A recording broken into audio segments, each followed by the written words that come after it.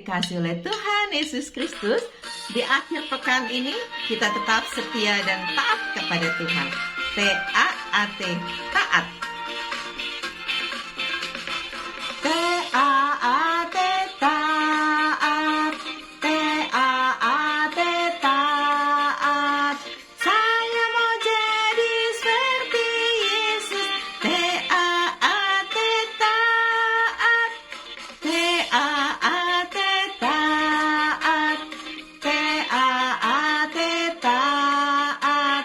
Saya mau jadi seperti Yesus. T-A-A-T, taat. Dengar-dengaran kepada Tuhan Yesus. Dengar-dengaran kepada Papa Mama. Lakukanlah nasihat mereka semua. T-A-A-T, taat. Mari berdoa. Tuhan Yesus yang baik, di akhir pekan pun kami tetap membutuhkan Tuhan. Karena di dalam setiap detik kehidupan kami perlu Engkau, Juru Selamat kami. Saat ini kami mau belajar kebenaran firman Tuhan. Berkati kami supaya boleh menjadi pelaku firman. Di dalam nama Tuhan Yesus kami berdoa. Amin. Tetapi ketika orang-orang itu memusuhi dia dan menghujat, ia mengebaskan debu dari pakaiannya dan berkata kepada mereka, "Biarlah darahmu tertumpah ke atas kepalamu sendiri. Aku bersih, tidak bersalah. Mulai dari sekarang, aku akan pergi kepada bangsa-bangsa lain." Maka keluarlah ia dari situ, lalu datang ke rumah seorang bernama Titius Justus, yang beribadah kepada Allah dan yang rumahnya berdampingan dengan rumah ibadat. Tetapi Krispus, kepala rumah ibadat itu, menjadi percaya kepada Tuhan bersama-sama dengan seisi rumahnya, dan banyak dari orang-orang Korintus yang mendengarkan pemberitaan Paulus menjadi percaya dan memberi diri mereka dibaptis. Pada suatu malam berfirmanlah Tuhan kepada Paulus di dalam suatu penglihatan, "Jangan takut, teruslah memberitakan firman dan jangan diam. Sebab aku menyertai engkau dan tidak ada seorang pun yang akan menjamah dan menganiaya engkau, sebab banyak umatku di kota ini." Maka tinggallah Paulus di situ selama 1 tahun 6 bulan, dan ia mengajarkan firman Allah di tengah-tengah mereka. Akan tetapi setelah Galio menjadi gubernur di Akaya, bangkitlah orang-orang Yahudi bersama-sama melawan Paulus, lalu membawa dia ke depan pengadilan.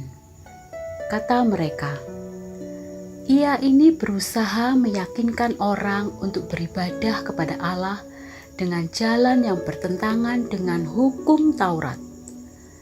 Ketika Paulus hendak mulai berbicara, berkatalah Galio kepada orang-orang Yahudi itu, "Hai orang-orang Yahudi, jika sekiranya dakwaanmu mengenai suatu pelanggaran atau kejahatan, sudahlah sepatutnya aku menerima perkaramu.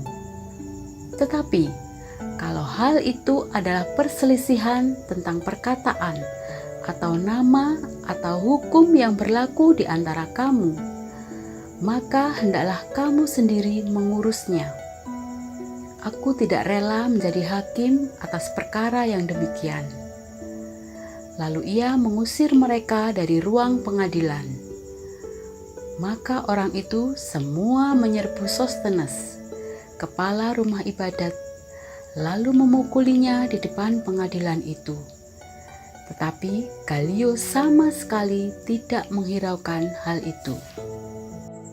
Paulus Arti taat. Di Korintus banyak orang memusuhi Paulus. Mereka menolak Paulus sebagai manusia. Ingin rasanya Paulus pergi saja dari situ. Namun Tuhan memintanya bertahan karena ada orang-orang yang perlu diselamatkan. Paulus pun menurut.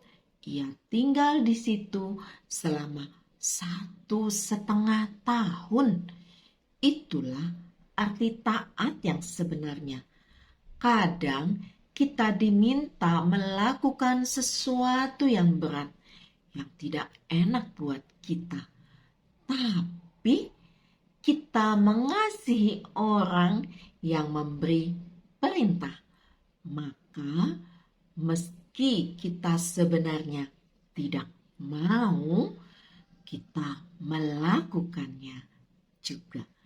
Mari berdoa. Tuhan Yesus, ajar kami untuk hidup taat kepada perintah Tuhan, mengasihi Tuhan dan mengasihi sesama. Terima kasih Tuhan Yesus. Amin.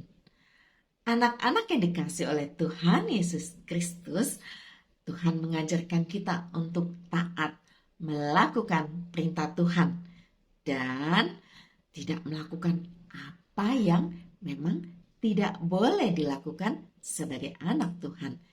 Dan percayalah bahwa Tuhan Yesus mengasihi kita semua. Amin.